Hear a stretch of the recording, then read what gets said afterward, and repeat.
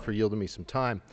I find that sometimes when we talk about issues around here, we hear the same thing that we've heard for years and years and years.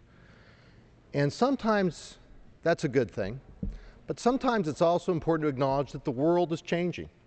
Things are happening. Globalization is a mixed bag.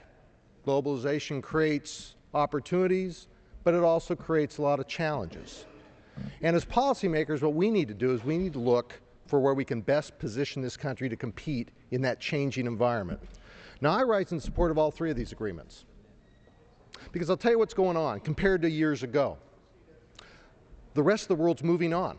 The rest of the world is opening markets to each other, and U.S. products and U.S. opportunities are being limited by that phenomenon.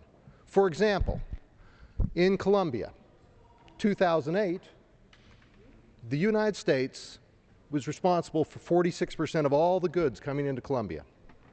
But what happened after 2008? Well, Colombia entered into bilateral trade agreements with Argentina and with Brazil. And just 2 short years later, in 2010, the U.S. only had 20% of the products that were being shipped into Colombia.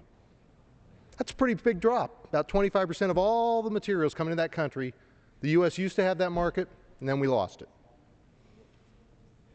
We should seek out the fairest deals, the best deals for this country, but we should not be in denial of what's going on in the rest of the world. We should not be in denial about markets opening up elsewhere and the U.S. sitting on its hands and doing nothing. Now, mind you, in the case of Colombia in particular, it's already had an opportunity for markets in the U.S. because due to the Caribbean Basin Initiative, their goods have been coming here duty-free for years.